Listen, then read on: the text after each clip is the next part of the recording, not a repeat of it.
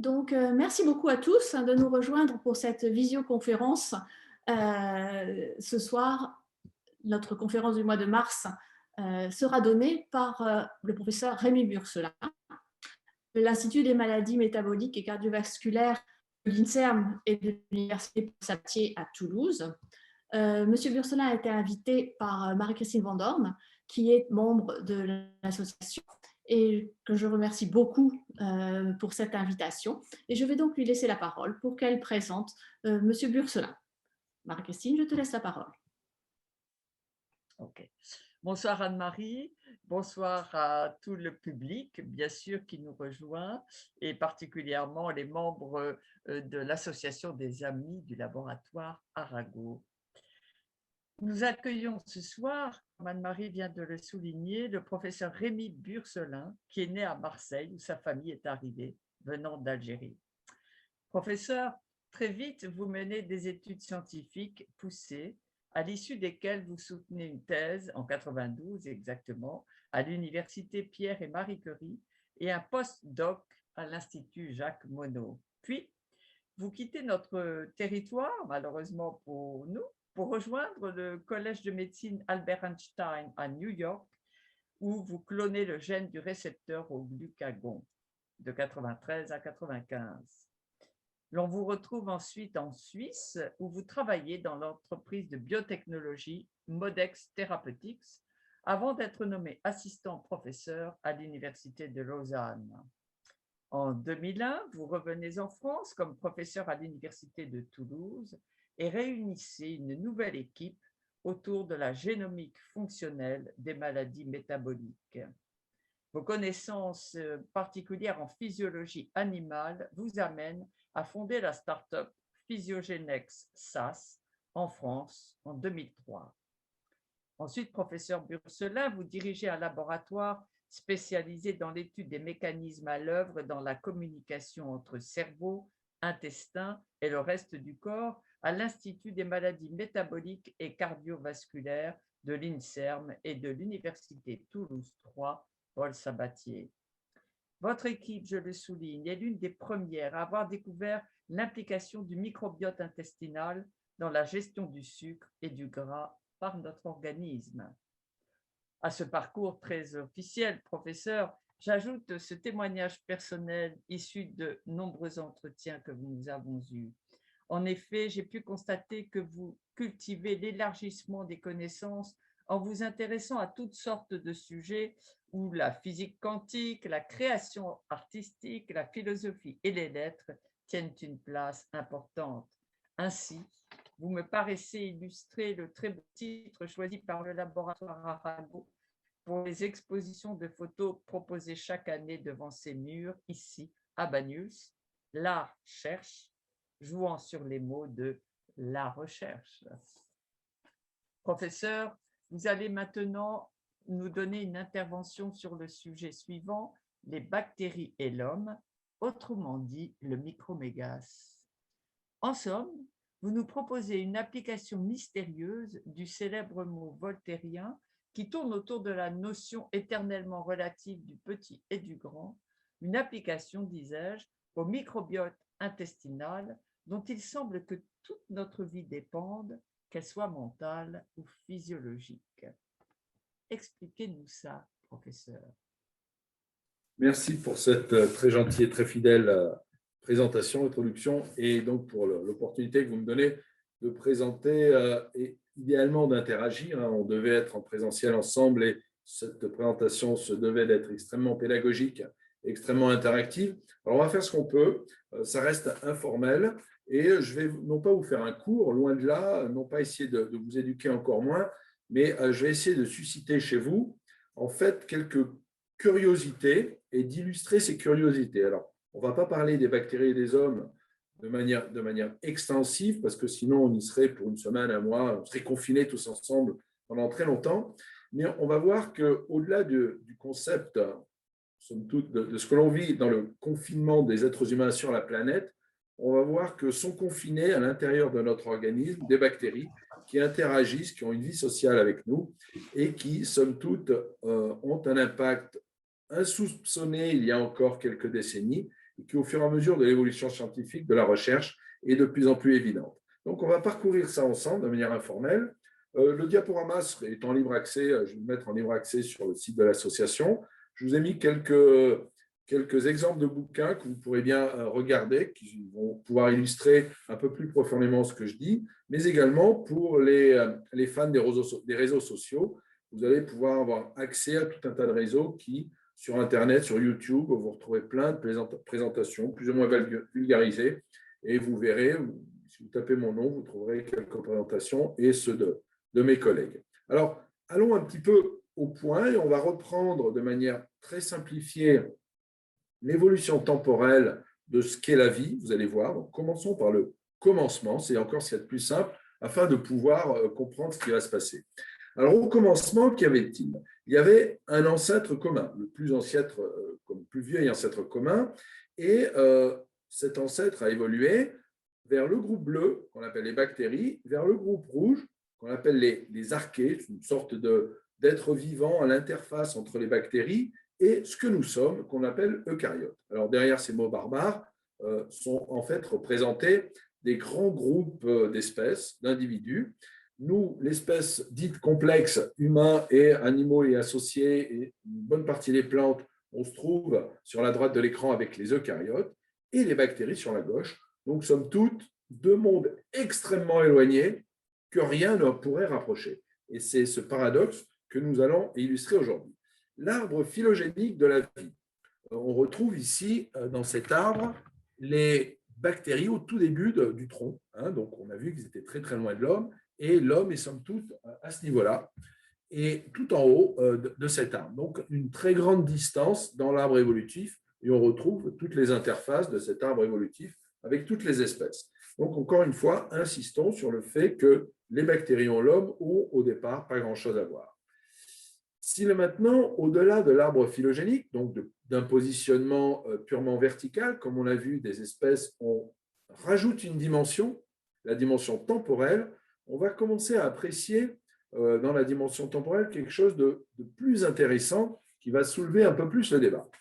Commençons alors par le commencement, le Big Bang, 13,5 milliards d'années à peu près, le système solaire, 4,6 milliards d'années, et la vie. Vous avez vu, j'ai mis la vie entre guillemets, la vie sur Terre, donc des formes, des matières organiques, des acides aminés, quelques molécules complexes qui vont être les prémices de la vie sur Terre et donner toute cette complexité. Vous savez que la définition de la vie est extrêmement compliquée en science. On ne sait même pas si un virus est vivant ou pas. C'est très difficile à pouvoir le démontrer. Et donc, cette vie serait apparue, pour ce qui est le plus précoce possible, il y a 3,2 milliards d'années. Les prokaryotes, un petit peu après, 1,8 milliard d'années. Alors, un prokaryote, c'est dans le groupe des bactéries, que l'on a vu, bactéries, archéabactéries, c'est dans le groupe des bactéries. Donc, 1,8 milliard d'années plus tard. Et nous, relativement pas très très loin, quand je dis nous, ce sont nos ancêtres complexes, évidemment, pas uniquement l'homme, mais les animaux, les dinosaures, les plantes, j'en passe, c'est les meilleurs, 1,2 milliard d'années.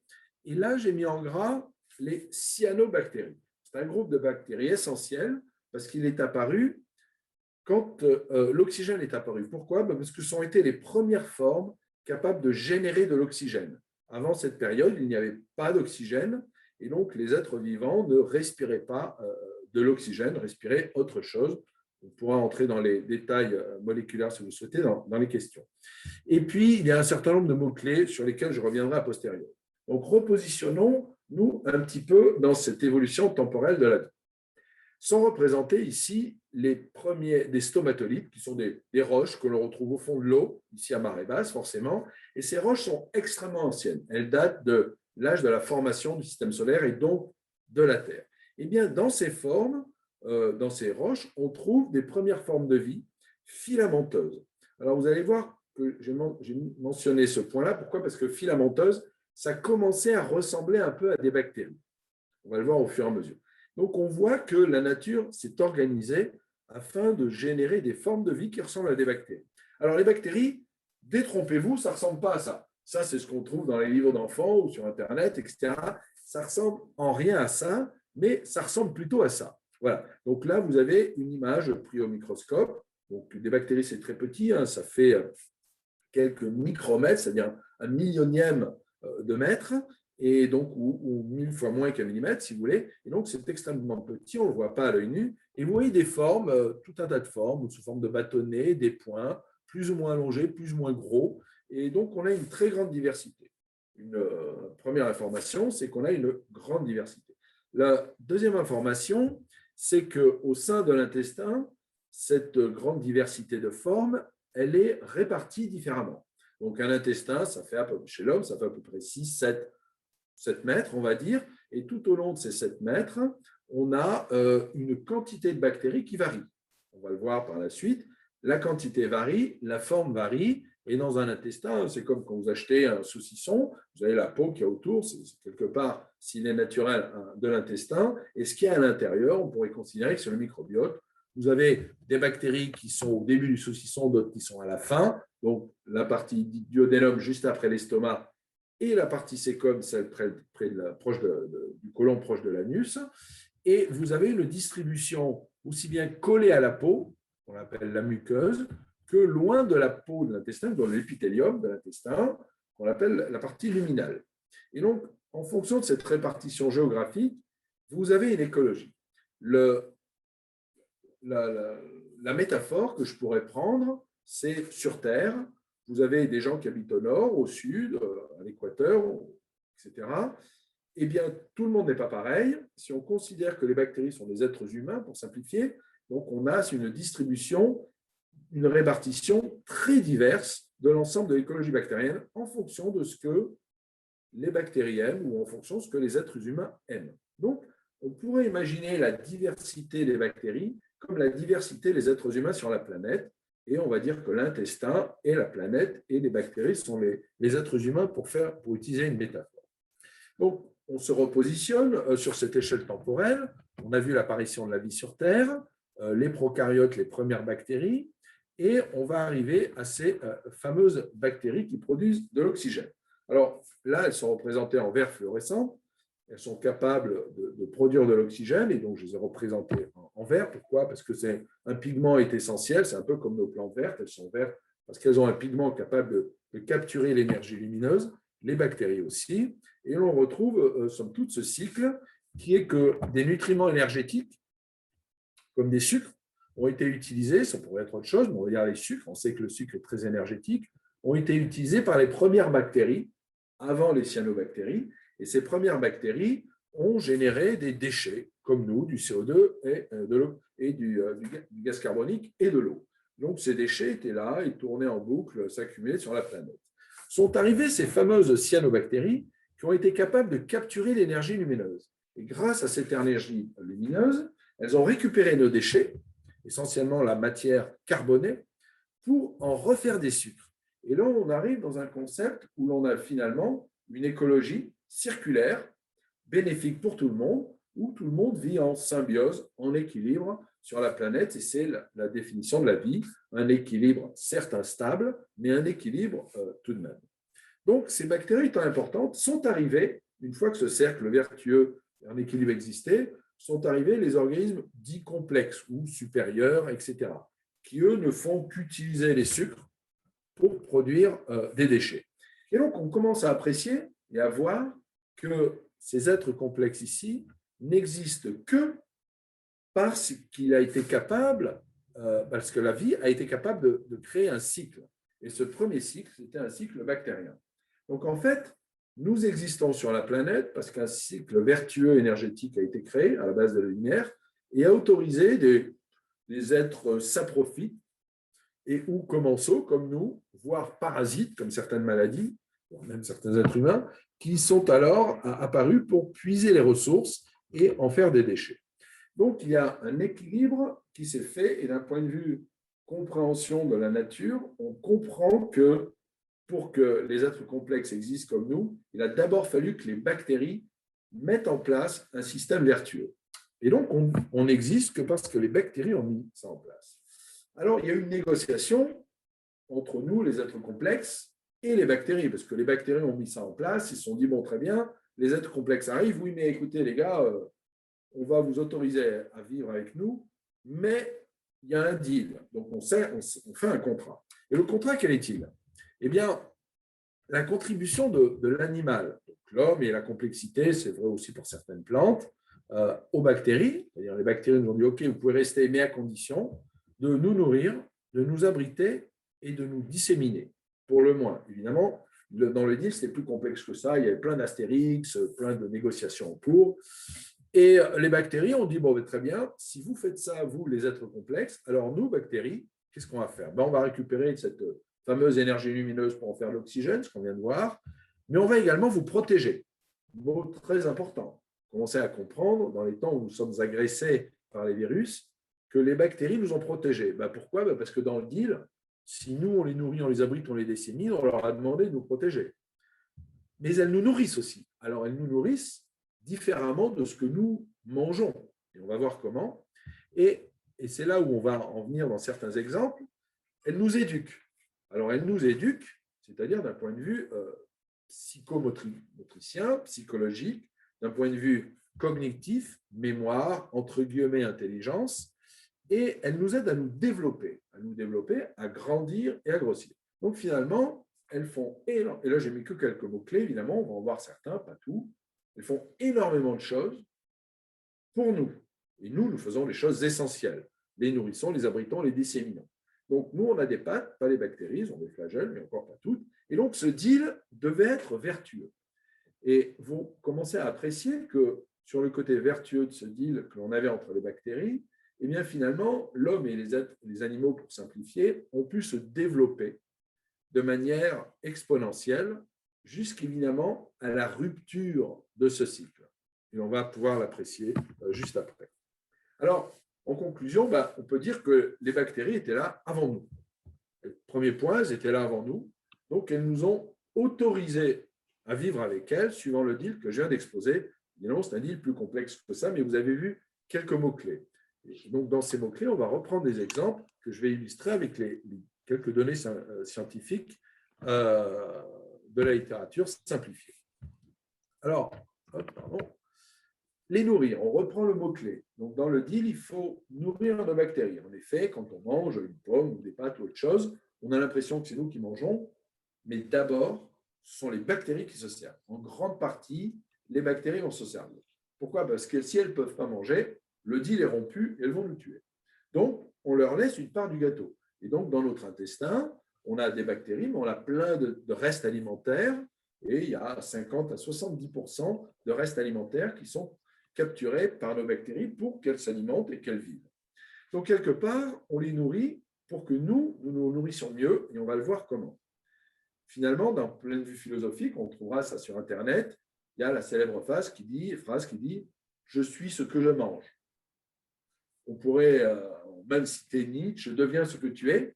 Et là, somme toute, si la suite de cette phrase, c'est « Sois ce que tu manges ». Deviens ce que tu es, mais sois ce que tu manges.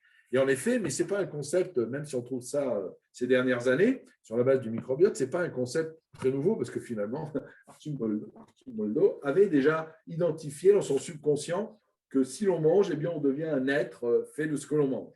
Alors, c'était peut-être dans son subconscient, en tout cas, il avait déjà raison au XVIe siècle. Donc, c'est intéressant de voir que tous ces concepts qu'on croit extrêmement nouveaux, parce qu'on est très savants ces dernières années, finalement, ont déjà été proposés par des auteurs, des grands penseurs, des philosophes et tout un tas d'artistes. Donc, nous sommes… Je ne sais pas comment on fait pour enlever la barre là-haut. Ça m'embête un peu. Bon, j'imagine que vous avez la barre, vous aussi, comme moi. Ce n'est pas grave, on va s'en sortir. Donc, quel est le bénéfice de cette relation? Ici, on prend essentiellement la notion alimentaire.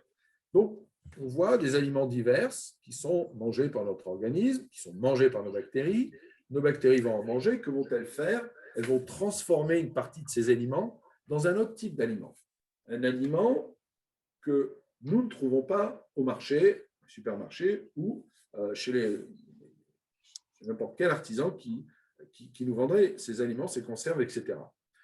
Donc, les bactéries vont complexifier les nutriments et rajouter tout un tas de nouvelles molécules qui ne sont pas dans l'alimentation. C'est-à-dire que ces molécules, finalement, on ne peut pas les acheter au supermarché, elles ne peuvent être produites que par la digestion de nos bactéries. Et on va voir que ces molécules sont essentielles. Certaines de ces molécules retournent à l'organisme Donc, on imagine l'alimentation, la digestion.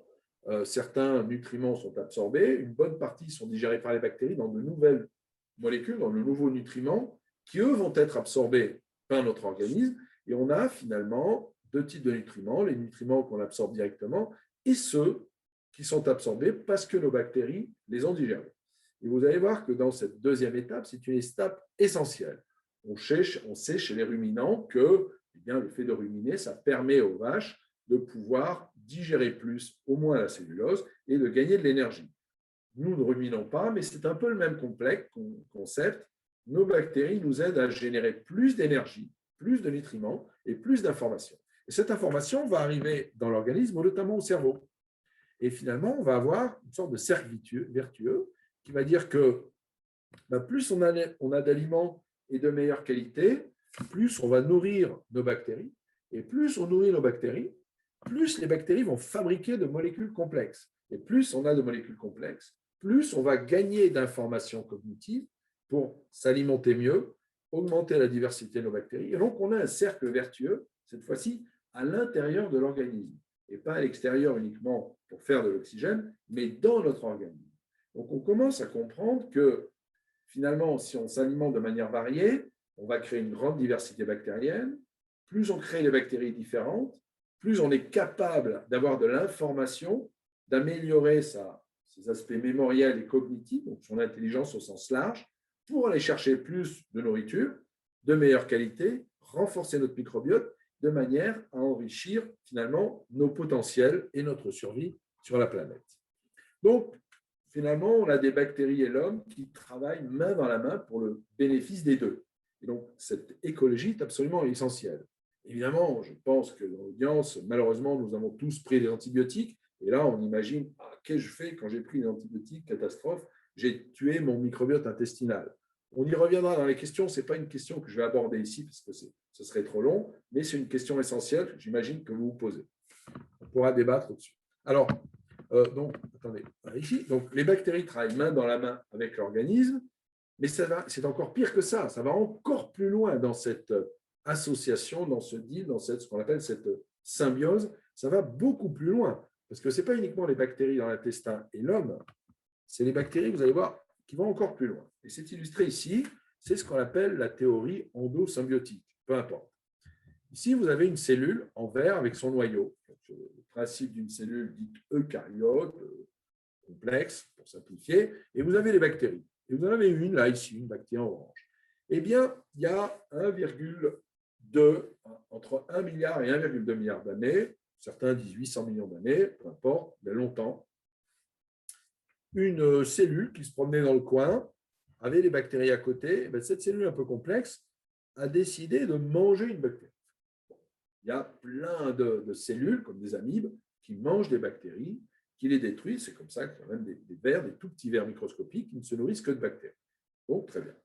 Mais il se trouve que cette bactérie, quand elle a été mangée, au lieu d'être dégradée, comme un fruit et un légume, ou un pois chiche, peu importe, eh bien, cette bactérie n'a pas été dégradée et est restée dans la cellule. Donc, vous imaginez une cellule comme un œuf, et cet œuf, qui est une cellule, va manger une bactérie, et au lieu de le dégrader, ben non, ça ne le dégrade pas. Ça incorpore la bactérie, et il y a une négociation qui se met en place. Évidemment, cette négociation est complexe sur les mécanismes moléculaires, ils discutent entre eux, très bien. Et cette négociation finit par aboutir à un nouveau deal. Au lieu d'avoir des bactéries à l'extérieur, parce que l'intestin, c'est quand même l'extérieur, hein, c'est un épithélium, donc c'est l'extérieur. Au lieu d'avoir des bactéries à l'extérieur de nos cellules de notre organisme, il y a eu des bactéries qui sont à l'intérieur de nos cellules, qu'on appelle mitochondries maintenant, peu importe. Alors, ce sont des bactéries, des formes spéciales de bactéries de l'époque, hein, pour simplifier. Et ces mitochondries sont représentées ici en bleu, sont des sortes de bactéries. Il se trouve que ces bactéries étaient capables de générer énormément d'énergie à partir des sucres, donc de l'énergie moléculaire, qui va servir à faire de la chaleur. Si bien qu'à l'époque, quand une cellule mangeait un sucre, elle produisait du gaz carbonique, de l'oxygène et un peu d'énergie. Mais quand cette cellule a capturé une bactérie, eh bien, c'est encore une fois la bactérie qui a mangé le sucre à l'intérieur de la cellule. Et cette bactérie-là, qui était à l'intérieur de la cellule, elle est capable de produire énormément d'énergie, on moyenne, on pourrait s'amuser à faire les calculs suivant les modèles cellulaires, mais en moyenne, 50 fois plus d'énergie à partir du sucre, parce qu'en fait, elle a été capable d'utiliser l'oxygène de l'air beaucoup plus efficacement que ce que faisait la cellule sans la bactérie à l'intérieur, donc l'endosembionte, donc sans cette fameuse mitochondrie. Donc vous imaginez, au-delà du fait qu'on a des bactéries à l'extérieur qui nous aident très bien à digérer, il y en a même qui sont rentrées à l'intérieur de nos cellules et qui ont capturé l'énergie qu'on absorbe et qui, l'énergie sous forme moléculaire de sucre, et qui vont transformer cette énergie en énergie motrice pour se déplacer, mais également pour faire la chaleur. Nous sommes à 37 degrés, alors qu'à l'extérieur, il fait entre 10 et 15 degrés ou 17 degrés ces derniers temps, pour bien chauffer. Et grâce à la capacité, à ce radiateur intracellulaire, on est capable de se chauffer. Donc, on a une nouvelle étape dans l'association avec les bactéries, un nouveau deal encore plus important. Vous voyez, une nouvelle étape essentielle. Alors, une fois cette introduction faite sur l'intérêt de travailler avec les bactéries, l'intérêt de vivre avec elles, comment ces bactéries nous ont autorisés à vivre et comment nous, on les aide au quotidien, comment les bactéries sont nos amis, quelque part, mais plus que nos amis, et nous sommes les amis des bactéries, qu'est-ce qu'on en connaît au-delà de ces concepts? Qu'est-ce que l'on sait? Alors, ici est représentée l'immense famille des bactéries connues, en partie, des bactéries intestinales ici connues. On a les bactéries du temps rouge, en jaune, en vert, pour simplifier, il y en a plus que ça. On a quelques arbres, grands arbres bactériens, et on va dire que les intestins de tous les êtres humains qui sont derrière l'écran, mais pas que, probablement les chiens, les chats, les souris, tout ce qui ressemble à un mammifère, on a deux grands groupes bactériens, les rouges et les jaunes ici, avec un petit peu de vert. Bon. Mais si l'on regarde les chiffres, à ce moment-là, et qu'on compare les bactéries qui nous habitent avec nous, nos cellules, ce que nous sommes, eh bien, on voit que le potentiel génétique, alors, je ne sais pas si tout le monde sait ce qu'est un gène. Un gène, c'est une sorte de code qui va coder pour la production d'une protéine. Et une protéine, ça sert à avoir une fonction. Donc, un gène égale une fonction, on va dire un savoir-faire. Et bonhomme à l'an, chez les êtres humains, on a 20 000 à 30 000 gènes, à peu près autant de fonctions, un petit peu plus. Eh bien, les bactéries ont 100 fois plus, 50 à 100 fois plus de compétences que nous. Et donc, finalement, si nous, en tant qu'êtres complexes, on sait faire 20 à 30 000 choses, les bactéries savent faire plusieurs millions de choses. Donc, une centaine de milliers ou plusieurs millions de choses suivant les auteurs. Donc, finalement, elles ont un savoir-faire bien supérieur à nous.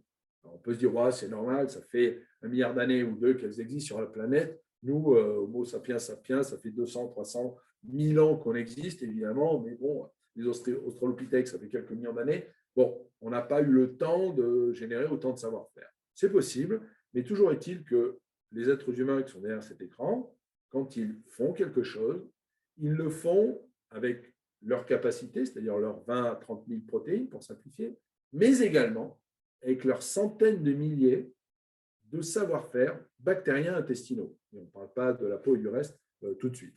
Donc, on voit que finalement, l'homme est un être complexe, fait de bactéries, avec un fort potentiel, et fait de cellules, avec aussi du potentiel. Et c'est ce qu'on appelle l'homme microbiotique. Alors voilà, c'est un terme qui est sorti dans la littérature ces quelques années, finalement, parce que s'il y a beaucoup plus de savoir-faire bactérien que du savoir-faire dans nos gènes humains, on peut se poser la question. Et donc, on s'est dit, avec notre ego surdimensionné, qu'on était un homme microbiotique, mais on est quand même un homme avec des bactéries. Donc, on a une symbiose des gènes bactériens avec les gènes de l'homme, et l'un dans l'autre, on est très content. Et on va voir un petit peu une partie du comment ça marche. Alors, le comment ça marche, je vais l'orienter un peu vers la clinique, parce que, à l'INSERM, je travaille dans un laboratoire de recherche où on est censé comprendre le mécanisme de développement des maladies, de comment on les traite, et un des acteurs clés est le microbiote qui a été découvert par d'autres et nous et d'autres, comme on dit en américain, il y a une quinzaine d'années, quant à son rôle sur la santé et sur la clinique.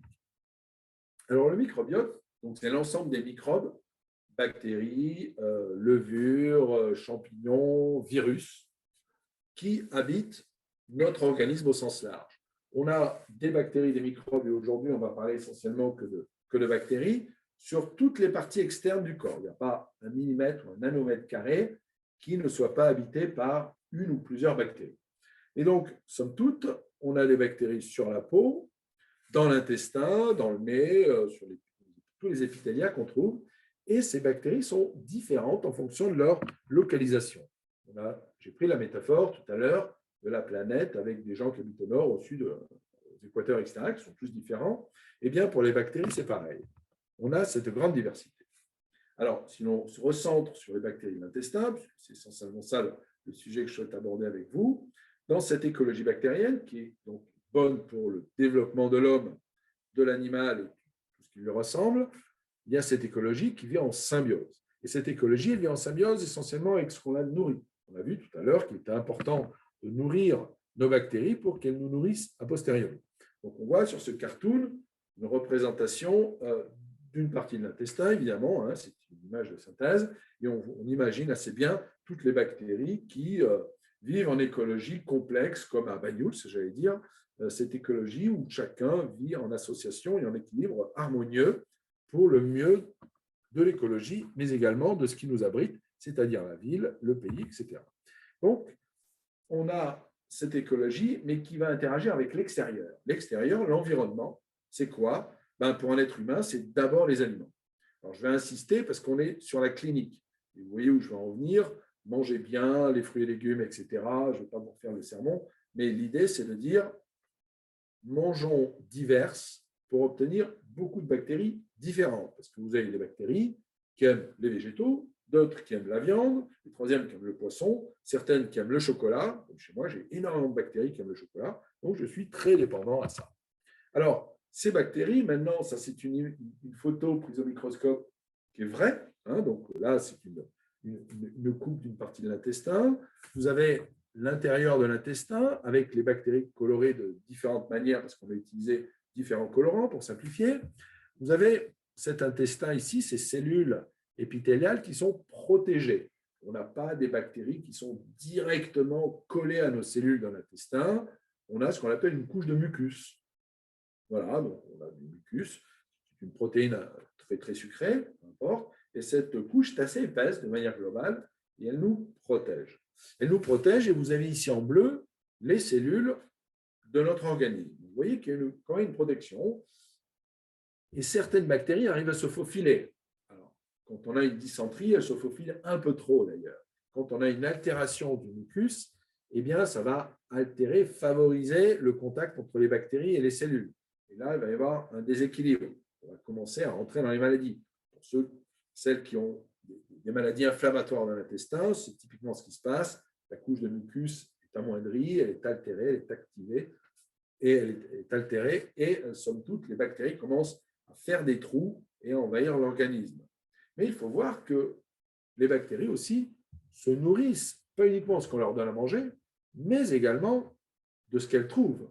Et dans l'intestin, elles vont trouver ce fameux mucus, qui est cette espèce de gelée qui protège l'intérieur de notre tube digestif, et elles vont s'en nourrir. Si bien que si on ne leur donne pas à manger, si on ne mange pas tous les jours, eh bien, elles vont commencer à nous manger. Elles vont dire, écoutez, vous avez rompu le deal, on mange ce qu'on trouve. Donc, certes, il faut faire attention. Il faut faire attention à quand on mange, ce que l'on mange, combien on en mange, de façon à respecter les clauses du contrat qu'on a avec notre bactérie. Et si on ne respecte pas ça, il y a rupture de contrat, et rupture de contrat égale maladie. Encore une fois, elles sont plus fortes que nous, elles savent faire plus de choses, même si on a un système immunitaire très, très éduqué, force est de constater qu'il n'est pas aussi fort que ça, en tout cas pas dans toutes les situations. Donc, encore une fois, le message un petit peu clinique, c'est de manger quand on a faim en quantité nécessaire, et cette quantité va être définie par les bactéries. Le message subliminal est de dire, mais finalement, quand j'ai faim, est-ce que c'est vraiment mon cerveau qui a faim et qui me dit, wow, j'ai super faim, mon estomac se tord, ou est-ce que ce sont les bactéries qui me disent, moi, je n'ai pas mangé depuis un moment, tu as intérêt à aller ouvrir le frigo pour aller manger. Et là, on entre dans un nouveau concept. Et en effet, c'est le concept de ces 10 dernières années, c'est ce qu'on appelle l'axe intestin-cerveau. Et on va revenir rapidement sur le fameux dit deuxième cerveau, le cerveau intestinal. Donc, ces bactéries, sont là et certaines, dans des conditions pathologiques, vont pouvoir pénétrer et induire des maladies. Alors, voilà une première partie de la caractérisation. Maintenant, j'aimerais vous montrer comment on caractérise les bactéries en comparant, comment fait-on pour comparer les bactéries qui sont sur la peau, une écologie, donc un groupe complexe de bactéries de la peau, avec celles de l'intestin ou du nez ou d'ailleurs. Imaginez encore une fois que ces bactéries, sous forme de métaphore, sont des individus qui vivent dans une ville. Donc, il y a la ville, l'intestin, et tout le monde vit en accord. Et on demande à chaque bactérie sa carte d'identité. Donc, on va faire la même chose pour, on va dire, la partie gastro-intestinale. On demande quelles sont les bactéries qui sont dans l'intestin. Et vous imaginez que chaque point, en fait, est une signature d'une écologie bactérienne. On prend des individus, puis on regarde ces individus, quelle est la population bactérienne dans les individus. Eh bien, à chaque fois que ces populations bactériennes se ressemblent, on les positionne géographiquement ici sur deux axes, peu importe. On dit, ben voilà, toutes les bleues se ressemblent parce qu'elles viennent toutes des intestins différents de tous les individus. On a une centaine d'individus. En effet, quand on regarde le nom des bactéries qui habitent dans les intestins, ça ressemble à quelque chose près. Et la question fondamentale, c'est est-ce que les bactéries de l'intestin ressemblent à celles de la sphère orale? C'est pourtant pas très très loin. Eh bien, pas du tout. On voit que les bactéries de la sphère orale, ici, sur cette répartition géographique, puisque j'ai tracé deux axes, sont quand même très loin des autres. Donc, les bactéries de la sphère orale, de la bouche, sont différentes de la sphère intestinale. Vous direz, en effet, bon, c'est quand même assez loin, il y a de l'oxygène, dans l'intestin, il n'y en a pas, il y a tout un tas de nutriments qui arrivent, etc. Et donc, on positionne, finalement, géographiquement parlant, dans cette représentation, ce qui se ressemble, et on voit que ce qui ressemble beaucoup, finalement, en rouge, j'ai oublié ce que c'était, j'ai oublié la légende, c'est pas grave, on voit qu'on a un axe entre l'intestin, la sphère urogénitale, la peau, et séparément de la peau, on a la sphère orale. Donc, avec des similitudes et des différences. On peut s'amuser à faire la même chose, le même type d'analyse de similitudes et de différences sur, pas uniquement la comparaison des différentes écologies en fonction de là où elles sont réparties dans l'organisme, mais de l'ensemble de l'écologie d'un organisme, on prend tout, la peau, l'intestin, etc., et on va le comparer avec une autre espèce. Eh bien, c'est ce qui a été fait. C'est ce que maintenant on sait faire ça. On va comparer finalement l'être humain qu'on a ici en bleu. Donc là, il y a un certain nombre d'êtres humains en bleu clair. Et on va comparer si le microbiote de ces êtres humains, à quoi ressemble le microbiote de ces êtres humains par rapport aux autres espèces. Et donc, plus c'est loin, moins ça ressemble. Plus c'est proche, plus ça ressemble. Et on voit que ce qui est très loin, ce sont les poissons, les oiseaux. Donc, notre microbiote à nous, nos bactéries à nous, ne ressemblent pas du tout aux bactéries qui sont dans les oiseaux, même s'ils habitent à Banyuls, ou dans les poissons, s'ils sont dans la baie. Par contre, évidemment, ils ressemblent à tout ce qui est simien, à tous les singes, parce qu'on descend d'eux, donc il y a une sorte de similitude. On voit que les bleus et les marrons sont géographiquement localisés dans la même région, sur ces deux graphes, sur ce graphe à deux dimensions. Ce qui est intéressant, c'est que finalement, on aurait pu imaginer que les reptiles, les lézards, finalement, soient loin et soient assez proches des oiseaux. Eh bien, leur microbiote n'est quand même pas si loin, puisqu'il est en vert, il n'est pas si loin, pas si différent de celui des singes et des êtres humains. Par contre, celui des chauves-souris est très très loin, et celui des bovidés, des cervidés en l'occurrence ici, est relativement loin. Pourquoi? Parce qu'ils mangent de l'herbe, et nous non, les reptiles, ça mange un peu tout. À part quelques iguanes qui sont végétariennes, mais ça mange pas mal d'animaux, et comme nous, quelque part, les poissons, ça mange du poisson, les oiseaux mangent des graines, donc c'est assez loin. Donc finalement, on semble se rapprocher, non pas parce que l'on est, mais parce que l'on mange.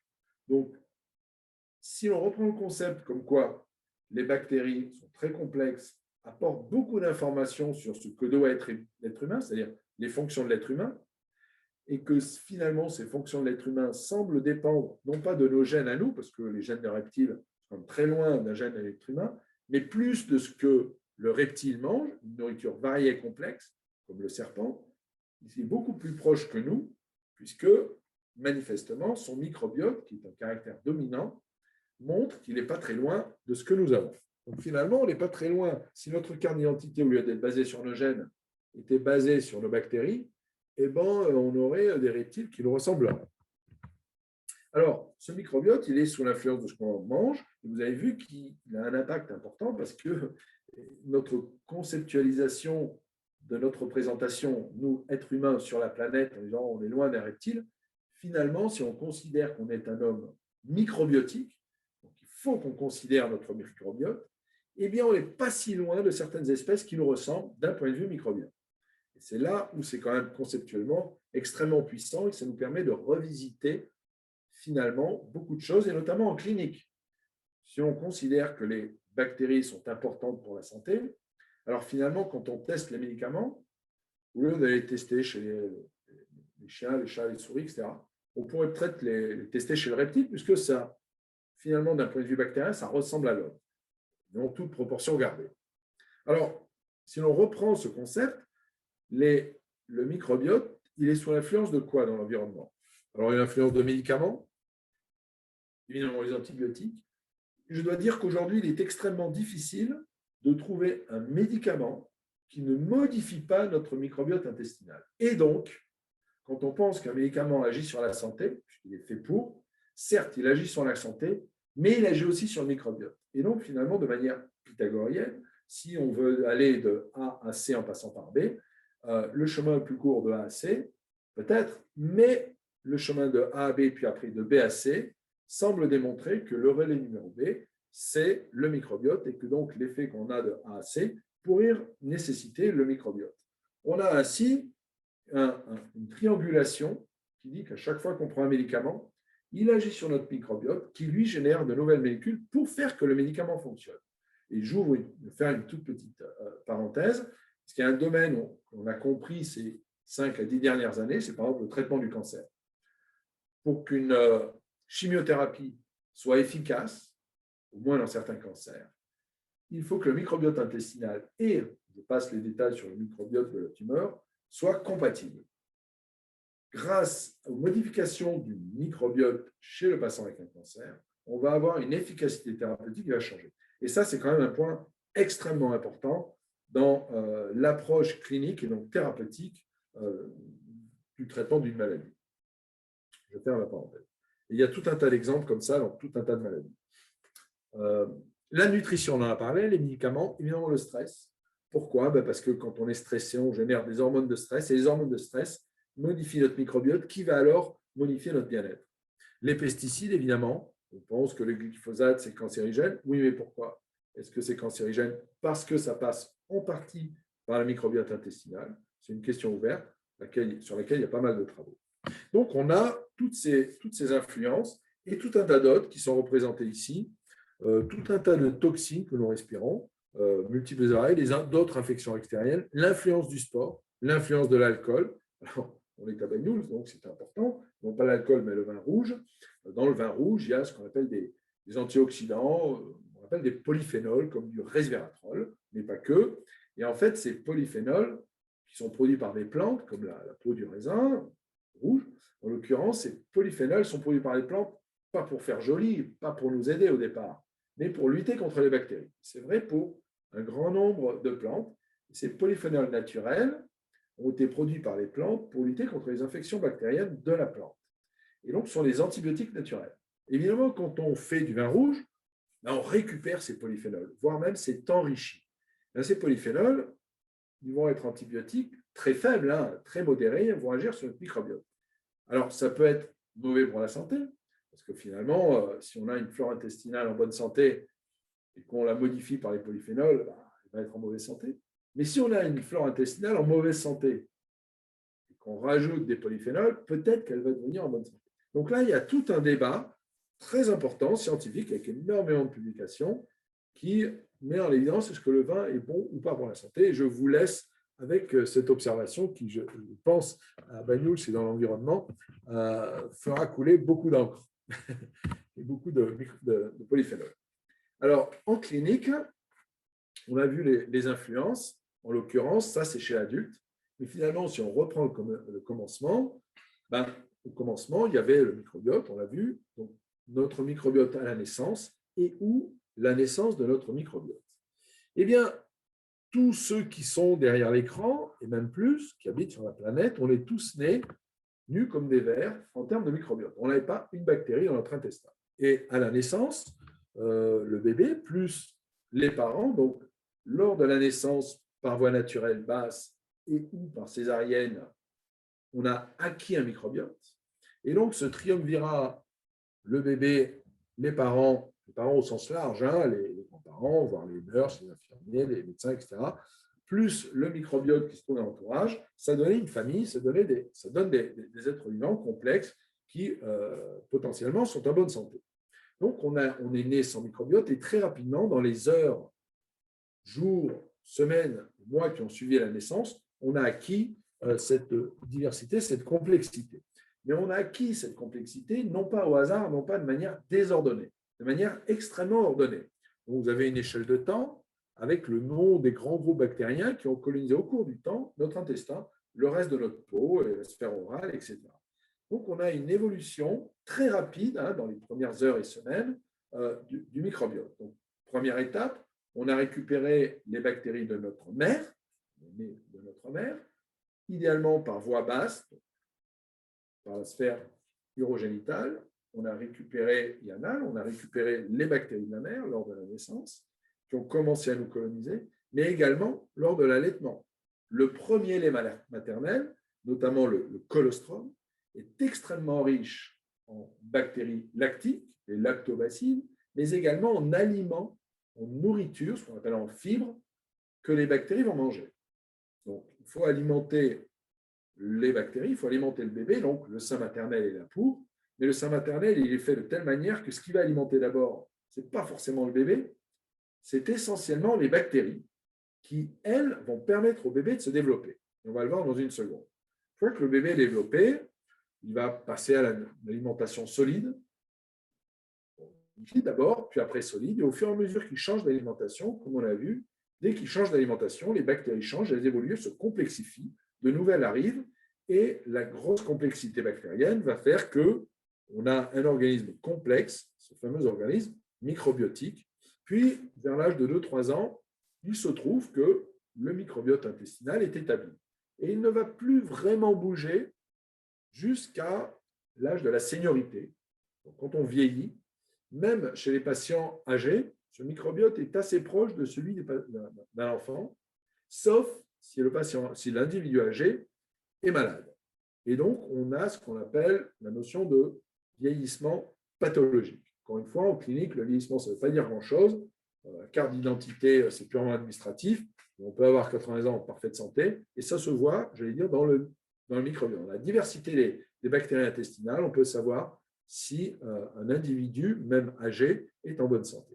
Et par contre, s'il est en mauvaise santé, ça va se voir aussi, et assez rapidement. Donc, le concept, on récupère les bactéries à la naissance, et si on est né par césarienne, alors à ce moment-là, on n'a pas bénéficié des voies naturelles.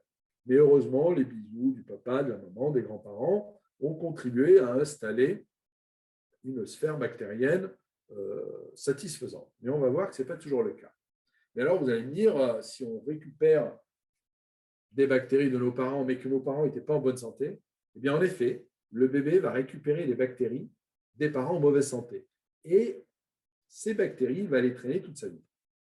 Et donc, si nos parents étaient, comme ça arrive souvent, de plus en plus obèses et ou diabétiques, il y a un diabète transitoire chez la femme enceinte qui est connue, il y a beaucoup de femmes enceintes qui ont un diabète transitoire et qui est associé à une modification du microbiote, et on va y revenir très rapidement. On y revient ici. Eh bien, même au 3e trimestre, essentiellement le 3e, le premier et le 2e beaucoup moins, mais le 3e trimestre de la grossesse va se caractériser chez la femme enceinte par une modification de son microbiote parfaitement physiologique, qui va en fait préparer le terrain pour le bébé.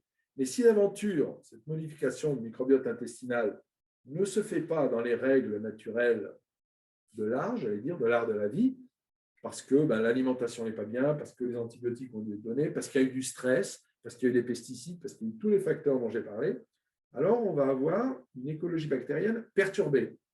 Et c'est ce que le bébé va récupérer en première instance. Et donc, il va partir dans la vie avec de mauvaises notes en ce qui concerne son microbiote qu'il va récupérer. Donc, très important que la femme enceinte, essentiellement au 3e trimestre, elle soit en bonne santé. la cigarette a été extrêmement délétère pour les nourrissons, non pas parce que le nourrisson fumait, mais parce que la mère fumée modifiait son microbiote qui a été hérité par les enfants, par les nourrissons. Donc, une transmission, la notion de transmission, et après la notion de maturation. Donc, une fois que le bébé est né, a récupéré la bactérie, tout l'environnement va être important. Et évidemment, dans certains cas cliniques, on doit traiter pour des raisons importantes le bébé avec des antibiotiques quand il a une semaine ou quelques jours, et ça n'aide pas pour la mise en place d'un microbiote correct. Donc, une anomalie de transmission, c'est un message important et compréhensible par tout le monde, une anomalie de transmission à la naissance de cette écologie bactérienne peut être délétère pour le développement de l'organisme. C'est vrai pour les chiens, les chats, les êtres humains, et voire même les oiseaux et les poissons. Donc, pour résumer, quelques états et quelques anomalies. Donc, les étapes essentielles, grossesse, naissance, sevrage, enfance. Et après, comme j'ai dit, une fois qu'on est enfant bien équilibré, ça ne bouge plus trop, à condition de vivre, entre guillemets, selon les règles sanitaires correctes. Si on a une alimentation déséquilibrée très tôt, eh bien notre microbiote va être déséquilibré. Alors, c'est vrai très tôt, c'est vrai plus tard, dû à une alimentation qui ne va pas, ou un stress, ou tous les déséquilibres que j'ai précisés. Donc, dans ces premières étapes de vie, qui sont encore une fois essentielles pour le développement de l'organisme, vous avez ici listé tout ce qui est délétère et les conséquences de ce qui est délétère. Pas mal de conséquences, et je vais en citer une, comme l'autisme, donc on va dire le développement neurologique. Pourquoi ? Parce que je l'ai illustré un petit peu plus loin. Mais vous voyez, obésité, diabète cardiovasculaire, cancer et autres. Donc, la question qu'on peut se poser maintenant d'un point de vue expérimental, c'est, bon, finalement, si ce microbiote est important à la naissance, est-il possible qu'on puisse naître sans bactéries ? Donc, bébé plus parent, mais il n'y a pas de microbiote, pour des raisons purement techniques, cela va de soi. Comment on peut faire ? Alors, évidemment, ça n'existe pas chez l'homme. On ne peut pas répondre à cette question chez l'homme, mais on peut y répondre chez l'animal. Alors, sur le graphe que je vais vous présenter, vous imaginez des souris qui habitent dans une cage, cela va de soi, on habite au laboratoire, mais qui habitent dans un isolateur, une sorte de couveuse, parfaitement stérile. Vous voyez une couveuse avec une boîte à gants, avec des gants pour manipuler. Je pourrais plus mettre une image, c'est plus évident. Et ces souris se développent sans bactéries. On a trouvé un moyen pour faire ce qu'on appelle des souris axéniques sans bactéries.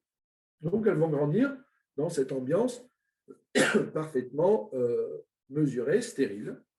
Et on va mesurer, au cours des semaines de leur vie, leur poids, leur évolution. Et on va comparer ce poids avec celui de souris qui seraient nées à côté, dans une cage avec des bactéries.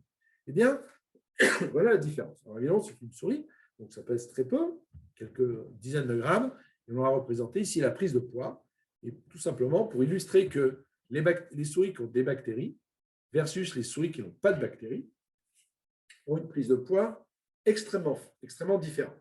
Quand on n'a pas de bactéries, on grossit peu. Alors vous allez me dire, chouette, super, je vais pouvoir maigrir. Oui, mais il y a tout un tas de conséquences délétères au fait de ne pas avoir de bactéries, dont on va en voir en partie. La prise de poids est donc due, vous pouvez commencer à le comprendre, au fait que je mange des aliments, les bactéries mangent et me fournissent de l'énergie, me fournissent des molécules pour que je mange de manière plus efficace. Et en effet, cette relation fait que les bactéries dans notre intestin, en mangeant, confèrent plus d'énergie. Et donc, si on a plus d'énergie, on grossit mieux et on vit mieux. Alors, la démonstration maintenant de la causalité du fait que finalement, ces bactéries de l'intestin qui viennent manger sont importantes pour la prise de poids. Et si on n'a pas les bonnes, elles vont peut-être même induire de l'obésité. Comment peut-on le démontrer? Alors, on ne peut pas le démontrer chez l'homme, pas directement. Eh bien, on va faire l'expérience inverse. C'est-à-dire, au lieu d'avoir des souris qui n'ont pas de bactéries et de leur montrer que sans bactéries, on ne grossit pas bien, on ne grandit pas bien, on va faire le contraire. On va prendre des souris, on va leur mettre des bactéries qui sont issues d'un être qui a grossi, qui a été obèse, pour simplifier. Et donc, c'est l'expérience qui a été faite. Et cette fois-ci, on est parti du microbiote humain. On a pris du microbiote intestinal de l'homme, soit obèse, soit mince, et on l'a mis dans des souris, Vulgarus simplex, et on a regardé se développer les souris. eh bien, celles qui avaient récupéré les bactéries de l'obèse ont grossi beaucoup plus que celles qui avaient récupéré les bactéries de la personne mince. Et donc, on a été capable de transférer l'obésité. On a été capable de démontrer que finalement, cette obésité que l'on croyait ancrée dans nos gènes, à nous, être complexes, cette obésité n'était pas que ancrée dans nos gènes, mais également dans les bactéries de notre intestin. Et donc, encore une fois, si à la naissance, on récupère du microbiote des parents, la mère comme le père, obèse, eh bien, l'enfant aura toute chance de développer une obésité. Ce n'est pas systématique, mais c'est ce que l'on voit d'un point de vue épidémiologique chez l'homme, parce qu'encore une fois, on ne peut pas faire d'expérience chez l'homme pour le démontrer. Mais on comprend le concept. On ne peut pas faire l'expérience pour le démontrer, mais on peut observer. Et on observe, par exemple, l'évolution du poids des enfants, ici, sur une quinzaine d'années, et l'on compare ceux qui sont nés par voie basse, vaginale, naturelle, versus ceux qui sont nés par césarienne. Et l'on étudie le poids ou un index, c'est un index associé au poids pour simplifier, et l'on voit qu'assez rapidement, les deux courbes rouges et bleues se séparent. Les enfants qui sont nés par césarienne, qui n'ont pas donc récupéré le microbiote naturel, sont plus gros, ont des index de prise de poids plus importants que ceux qui sont nés par voie basse naturelle. Et donc, le microbiote à la naissance, à quelque part, on pourrait imaginer, programmer le développement du poids ou de la croissance de l'enfant sur ses 15 premières années, et ça reste après a posteriori. Alors, ce microbiote, il est important pourquoi? Il est important pour beaucoup de fonctions. On a vu une partie de la naissance, la digestion, la protection immunitaire. Donc là, on est extrêmement au fait de la protection immunitaire, parce que si on veut être protégé contre les virus, sans les nommer parce qu'on en parle toute la journée, on a intérêt d'avoir un bon microbiote. Plus notre microbiote est en bonne forme, moins on sera sensible aux infections virales, la grippe et les autres. Développement cérébral, on a vu, développement de la croissance des os, contrôle du poids, etc., et bien d'autres. Tout un tas d'autres fonctions cellulaires, le système circulatoire, le système immunitaire, le système digestif et neuro-endocrinien et le système cérébral. Donc, finalement, je commence à résumer cette avant-dernière partie. Le microbiote intestinal, c'est une signature individuelle d'abord de qui nous sommes, où nous habitons, enfin, surtout ce que nous mangeons, et de ce que nous sommes en termes d'être en bonne santé ou en mauvaise santé, pour simplifier. Donc, qui nous sommes et ce que nous sommes.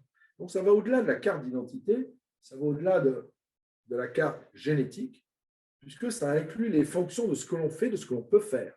Si on a des fonctions cognitives, si on a la capacité de grandir, si on a la capacité de courir vite, d'avoir des muscles ou pas, c'est inscrit dans notre microbiote. Donc, ces signatures, elles existent pour différencier les hommes des femmes, et oui, les hommes n'ont pas le même microbiote que les femmes. Les gros, les maigres, les malades, les bonnes santé, les sportifs, les sédentaires, végétariens, carnassiers, même ceux qui travaillent de nuit, ceux qui voyagent pas, ceux qui vivent dans le stress, voire même ceux qui ont un chien ou un chat à la maison. Alors ça, c'est amusant. Évidemment, tout le monde dira, tiens, c'est curieux, j'ai un chien, j'ai un chat. Mais en effet, il a été démontré que si on a un chien ou un chat à la maison, une partie du microbiote du chien et du chat se retrouve dans les propriétaires. Il y a toujours un bisou qui traîne par-ci, on attrape toujours les animaux par là. Alors ça va, c'est vrai pour les animaux de compagnie, probablement pas pour les poissons rouges, rassurez-vous, mais les animaux qu'on caresse, qui nous font les bisous, eh bien oui, on a une partie du microbiote du chien et du chat. C'est d'autant plus vrai si le chien et le chat coexistent avec un bébé. Comme on l'a vu à la naissance, il y a un transfert de microbiote de l'environnement vers le bébé pour le programmer. Donc, quelque part, on a retrouvé ça dans la littérature et ça a été démontré.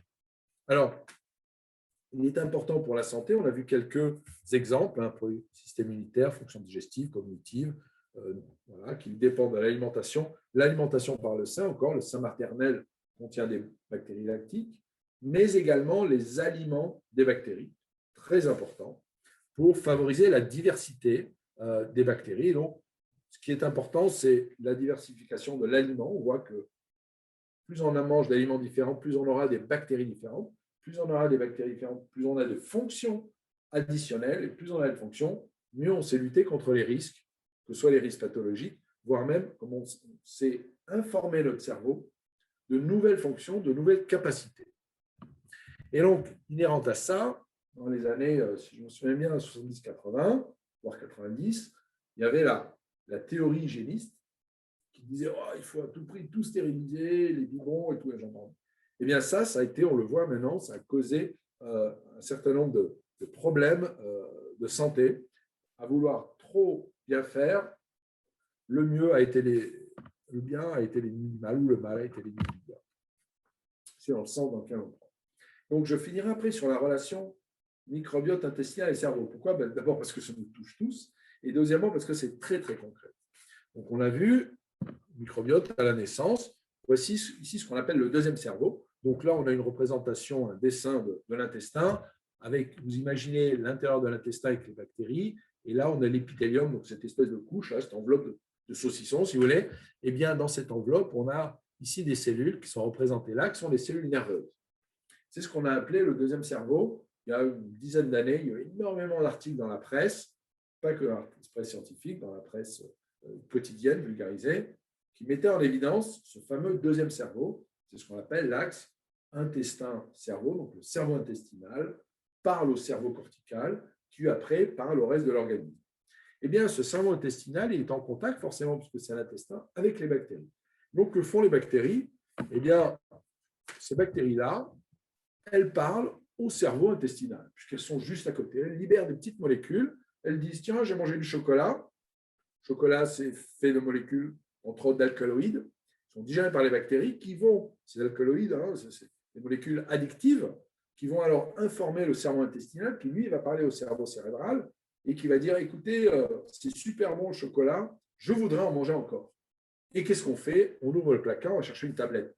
Non pas parce qu'on a faim, mais parce qu'on a envie. Mais on pense que c'est une pulsion purement du subconscient, mais peut-être, mais ça veut dire que le subconscient serait localisé dans l'intestin, dans ce cerveau cérébral, et qui discourrait avec notre microbiote intestinal. Donc, je vous laisse aussi avec cette idée, qui devrait peut-être en perturber certains, dont moi, quand j'ai réalisé ça.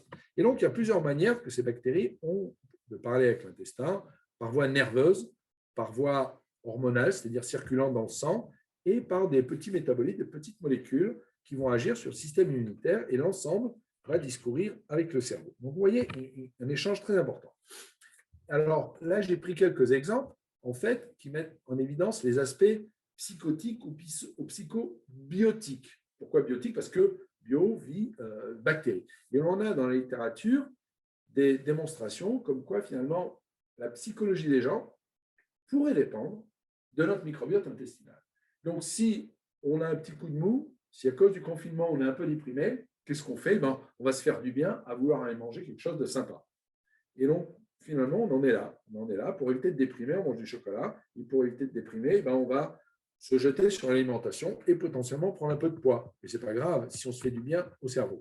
Donc, les microbes ont un impact significatif sur les aspects cognitifs et sur le bien-être, sur l'humeur au quotidien, les psychobiotiques. Ils peuvent réduire également la dépression, l'anxiété et réduire le stress. Pourquoi? Encore une fois, ces bactéries vont parler au cerveau intestinal qui va informer le cerveau cortical pour lui dire finalement, j'ai bien mangé, je suis en bonne forme, tu n'as pas de raison d'être déprimé. Et des molécules anti-dépression sont sécrétées alors par le cerveau cortical parce qu'il reçoit une information de bien-être de son cerveau intestinal. Et son cerveau intestinal discourt avec les bactéries.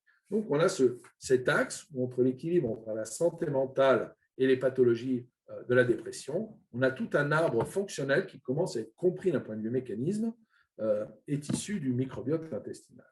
Alors, c'est ce microbiote intestinal, pour qu'il parle, vous avez ici quelques bactéries, nom de bactéries, qui sont très connues, on en retrouve plein les yaourts d'une partie de celles-ci, eh bien, elles produisent des molécules, ici qu'on appelle des neurotransmetteurs. Un neurotransmetteur, c'est une molécule chimique, biologique, produite par une cellule nerveuse pour parler à une autre cellule nerveuse, on va dire pour simplifier.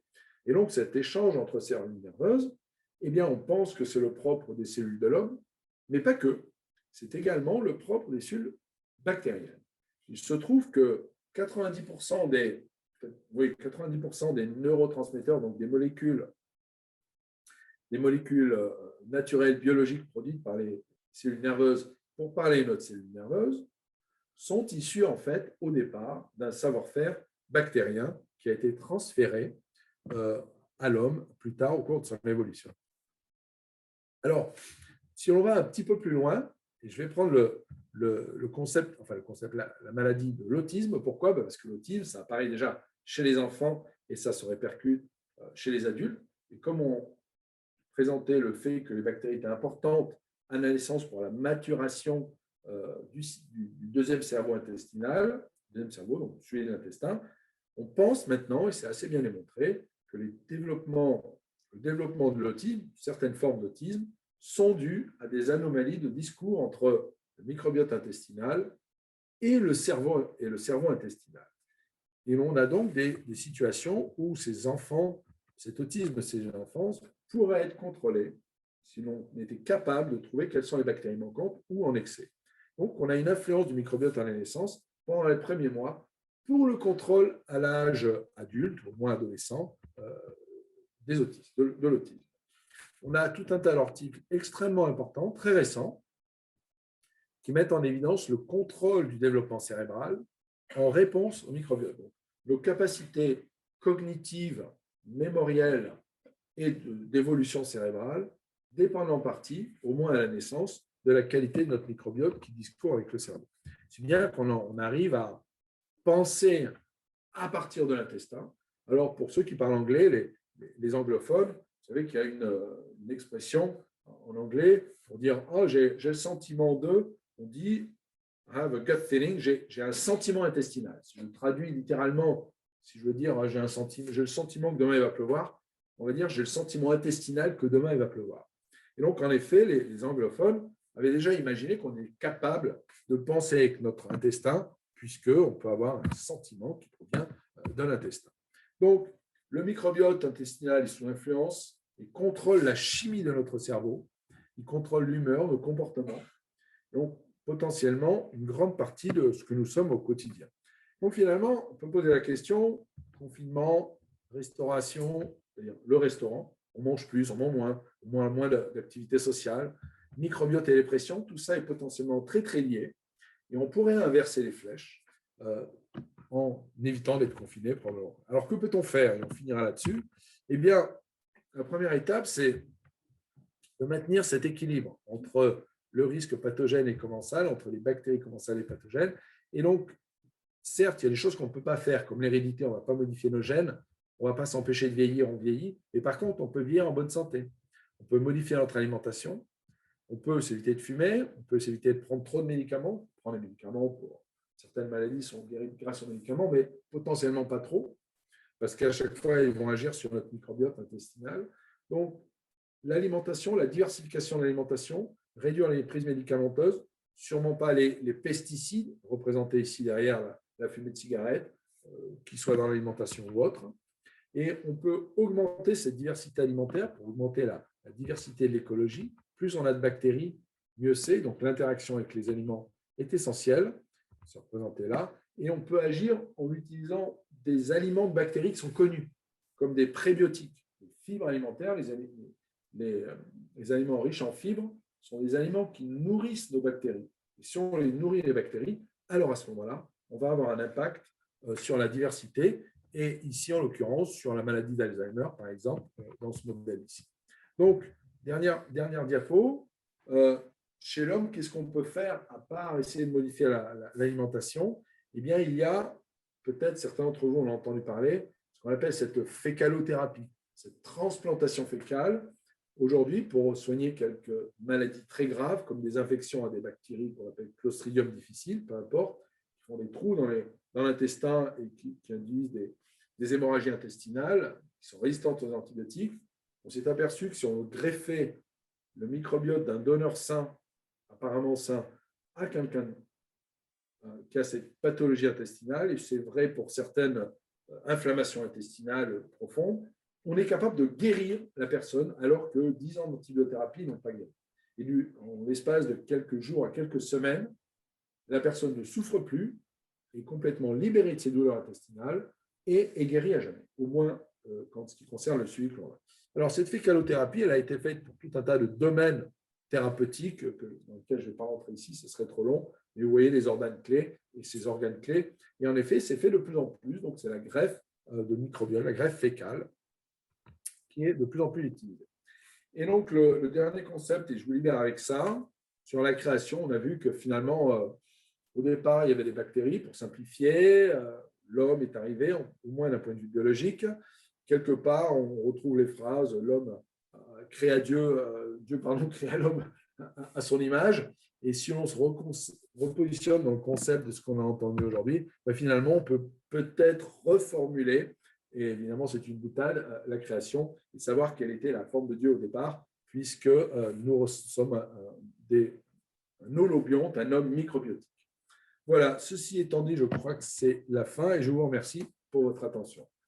Alors, s'il y a des questions, il va falloir que Anne-Marie me les transfère et en me rappelant sur le téléphone parce que je n'ai pas le son. Merci beaucoup, Rémi, pour ton intervention.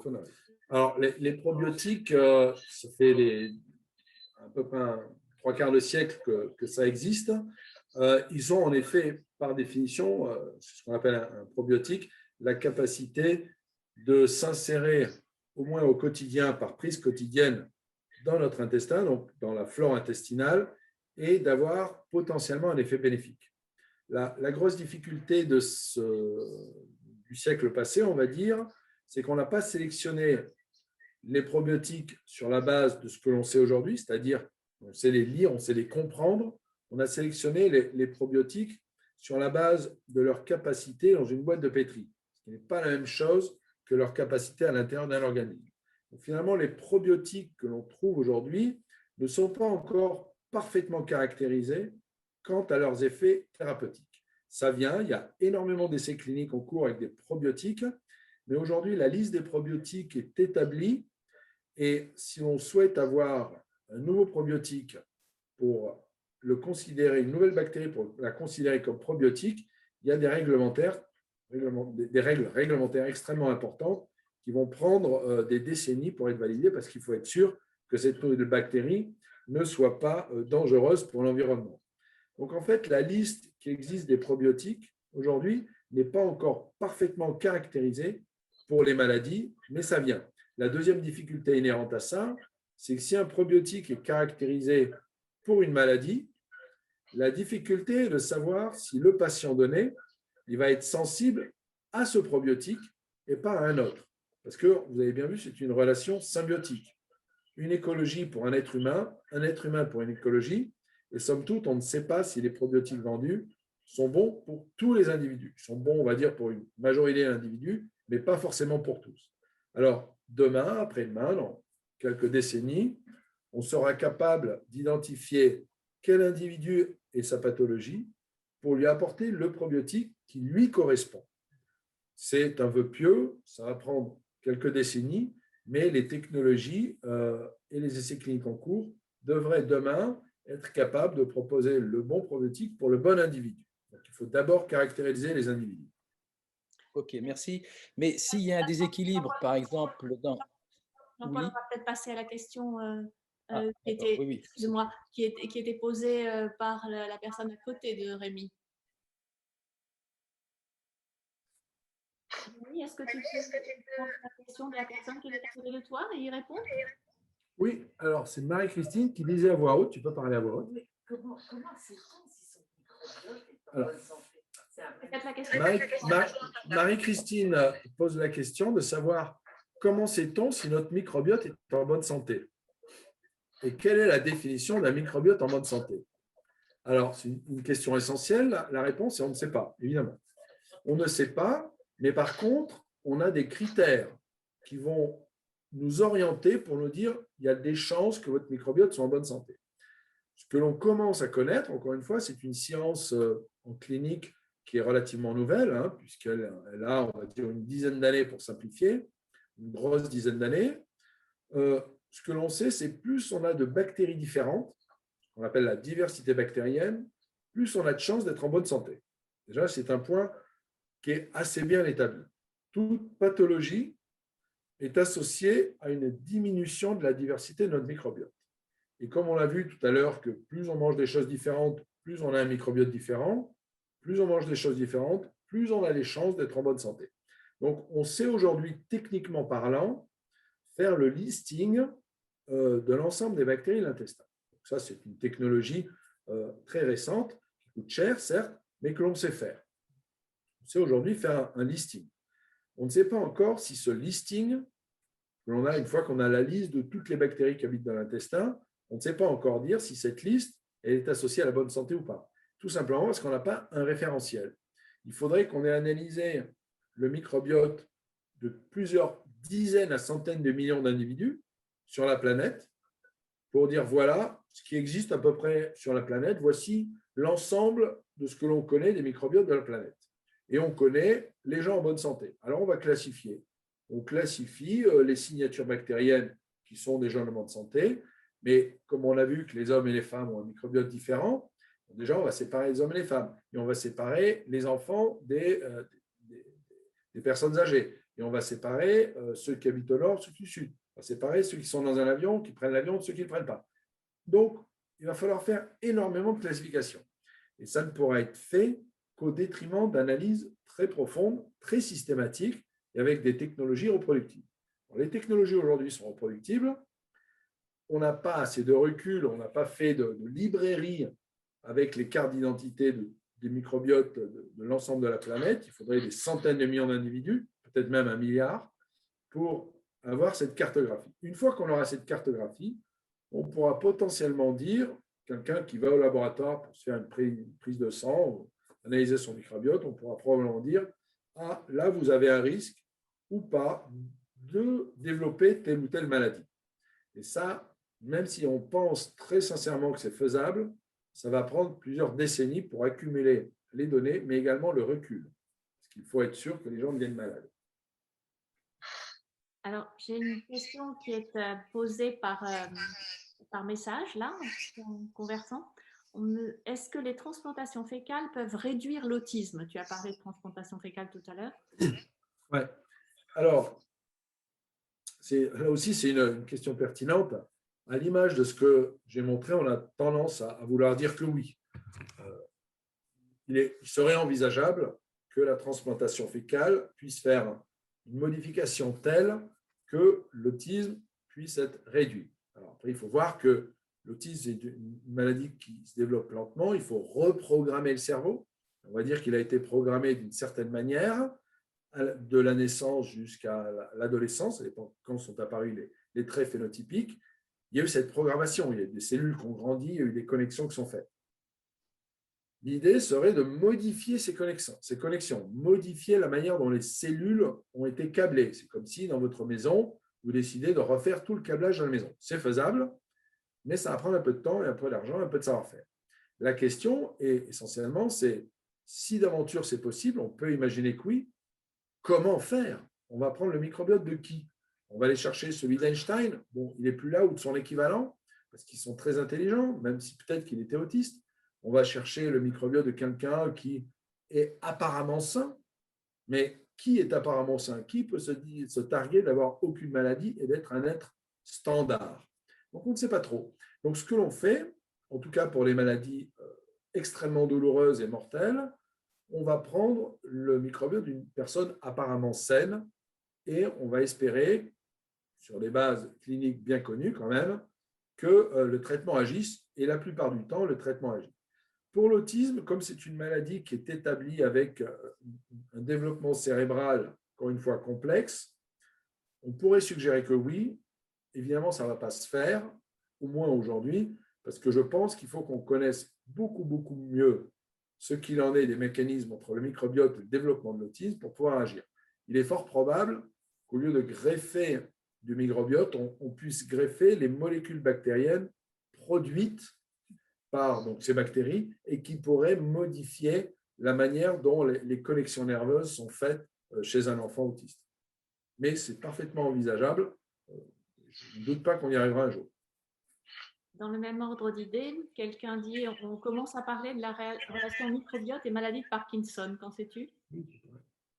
Oui, c'est pareil, c'est le même concept qu'Alzheimer, Parkinson, autisme, neurodégénérescence, ça c'est pour les pathologies, voire même surdouance, voire même efficacité cognitive et efficacité mémorielle. Ce que l'on sait faire, et ce qu'on ne sait pas faire chez l'homme, parce qu'on ne fait pas l'expérience, mais chez la souris, on sait rendre, entre guillemets, une souris plus intelligente que l'autre en lui rajoutant les bonnes bactéries à la naissance.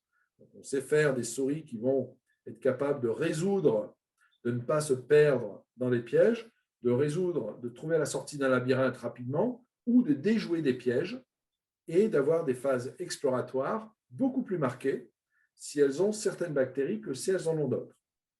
Aujourd'hui, ce qu'on est capable de montrer, c'est que si on prend des bactéries de quelqu'un qui a des fonctions cognitives faibles pour des raisons pathologiques versus des bactéries de quelqu'un qui a des fonctions cognitives fortes, si on transfère ça dans des souris, on arrive à modifier les fonctions cognitives des souris. Ce qui veut dire qu'en effet, le microbiote est associé au développement des fonctions cognitives. Quoi dans le microbiote? Quelles molécules? Quelles bactéries? Aujourd'hui, on ne sait pas encore, mais on peut le savoir. Après, la difficulté, c'est de dire, OK, j'ai trouvé, il y a 3 bactéries qui sont associées avec les fonctions cognitives. Ça, c'est la partie émergée de l'iceberg. Mais ces 3 bactéries, pour qu'elles marchent, il faut peut-être qu'il y en ait des milliers derrière. Parce qu'encore une fois, c'est une écologie. Il faut des agriculteurs, il faut des éleveurs, il faut des poissonniers, il faut des artisans, il faut beaucoup de choses, peut-être un peu moins de politiciens, mais peut-être plus de scientifiques pour qu'une économie, une écologie, une société fonctionne. Donc, sur cette base-là, même si on a identifié 3 bactéries qui ont l'air de faire les choses bien, il faut qu'elles aient un support écologique. Donc, il faut créer une écologie, enrichir dans les bactéries fonctionnelles et potentiellement avoir un effet. Il y a une question aussi, je termine avec celles qui apparaissent par message. D'un côté, tu dis le microbiote intestinal ne varie pas trop entre 15 et 80 ans. D'accord. Oui. Et pourtant, tu dis aussi que l'alimentation modifie le microbiote. Alors, Oui. on ne se nourrit pas pareil. Dans l'absolu, on ne se nourrit pas pareil. Si on décide à 15 ans de manger équilibré toute sa vie, oui. Eh bien, toute notre vie, notre microbiote aura, on va dire, la même signature. C'est uniquement parce que on va décider de changer d'alimentation qu'on va changer de signature bactérienne. Mais si on décide de, même à l'âge adulte, si aujourd'hui on va vivre au Japon, on va changer notre alimentation, on va changer notre microbiote, ce qui va agir sur notre état de santé. Alors, ça ne veut pas dire qu'on va se mettre à parler japonais tout de suite, mais on va modifier nos fonctions intellectuelles à terme, à condition qu'on y reste longtemps, le temps de reprogrammer le tout, ce qui se calcule sûrement en années, voire en décennies. Et ce qui est intéressant, c'est quand on va revenir à Banyuls, et qu'on va reprendre notre alimentation classique, on va récupérer très rapidement la signature microbienne que l'on avait au départ. Pourquoi? Parce qu'il y a une mémoire, heureusement, il y a une mémoire de la signature bactérienne qui fait ce que l'on est à l'âge adulte. L'âge adulte, en biologie, c'est très tôt. C'est une fois qu'on a fini, on va dire, la puberté. Donc, l'âge adulte est associé à un microbiote que l'on va conserver. Pourquoi? Parce qu'on a appris à vivre ensemble. Il nous a câblés, nos globules blancs ont appris à le tolérer, les bactéries ont appris à tolérer les globules blancs, et inversement, il y a des discours qui se font, et somme toute, on vit en commun accord. On peut le déséquilibrer, mais on a une grande propension à le rééquilibrer. Il y a une grande résilience, heureusement, parce que les tours répétés d'antibiothérapie suite à des otites ou n'importe quelle infection, on en a tous eu plusieurs. S'il n'y avait pas cette résilience, alors on aurait un microbiote dégénéré. Mais la résilience existe. Par contre, si on multiplie les tours d'antibiothérapie, 3 fois, 4 fois, 5 fois, 6 fois, 10 fois, etc., dans une durée temporelle de quelques années, on va dire une décennie, alors on va finir par le déséquilibrer de manière permanente et avoir des impacts sur la santé. Je viens d'avoir une question qui apparaît. On a parlé des nourrissons nés par césarienne. Cela peut induire des allergies plus tard, de l'obésité, des maladies inflammatoires chroniques. Et donc, certaines mères demandent parfois de faire coloniser leur bébé par des bactéries vaginales, voire même fécales, pour que leur bébé ait un microbiote complet. Est-ce que cela est vraiment efficace? Alors, en effet, quand un bébé est né par césarienne, il part déjà avec un handicap biologique, physiologique. C'est-à-dire, on ne va pas récupérer immédiatement les bactéries qui sont naturellement prévues par la nature, par définition, et donc on peut penser à les supplémenter. J'allais dire, d'un point de vue expérimental, l'hypothèse tient la route, l'hypothèse est bonne. Est-ce qu'il faut le faire chez l'homme? Je n'en sais rien. Pourquoi? Parce qu'avant de le faire de manière globale, il faudrait d'abord s'assurer que l'expérience fonctionne et qu'il n'y a pas d'effet délétère, même si l'intuition et l'hypothèse a du sens. Après, faut-il le faire? Ce n'est pas à moi de le dire, évidemment. Il faut d'abord que les preuves soient démontrées de la faisabilité et de l'efficacité de ça. Mais c'est vrai qu'intuitivement parlant, on pourrait imaginer que oui. C'est comme les mères qui ne peuvent pas avoir de lait ou qui n'en ont pas assez vont acheter des bouteilles de lait voilà, pour nourrissons. C'est encore très loin d'être l'équivalent du lait maternel. Théoriquement, le bébé pourrait récupérer le lait maternel d'une autre femme qui est capable d'en donner. Ce serait beaucoup plus écologique et beaucoup plus fonctionnel pour le bébé. Mais ce n'est pas la mère qui a porté le bébé. Donc, il y a également un risque. En effet, dans le lait maternel, il y a des bactéries, il y a de la nourriture pour bactéries, qui sont des fibres, mais il y a aussi des anticorps. Et ces anticorps, ils appartiennent à la mère porteuse qui a porté le bébé. Donc, il y a déjà une relation. Si on va récupérer le lait d'autrui, ce n'est pas forcément les mêmes anticorps. Et donc, il y a peut-être une interaction délétère. Donc, voilà, tout ça, ce sont des expériences qu'il faudrait faire. On ne peut pas les faire chez l'homme, même si elles ont du sens, elles ont aussi leurs limites. Elles ont aussi leurs limites. Donc, le transfert de la flore vagino-anale d'une mère parce que l'enfant est né par césarienne, intuitivement, oui, mais est-ce qu'on transfère tout? Est-ce qu'on transfère les bonnes? Est-ce qu'il n'y a pas une sélection au transfert? Est-ce que le procédé expérimental ne va pas faire une sélection? Et c'est fort possible, et cette sélection pourrait être délétère. Donc, oui, intuitivement, mais il faut encore le valider. Et on ne va pas faire des validations chez l'homme et sûrement pas chez le nouveau-né. Y a-t-il des questions? Peut-être prendre une ou deux questions par le public, s'il y en a.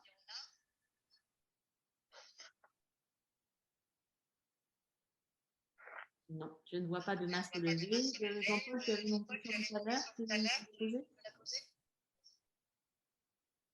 Bon, apparemment non. Donc, j'ai une autre question là dans mon assistance. Oui. Alors, on écoute Pierre Delon. Je veux savoir si on peut fabriquer des bactéries ou simplement les isoler et les reproduire. La question est, peut-on fabriquer des bactéries ou peut-on simplement les isoler et les reproduire?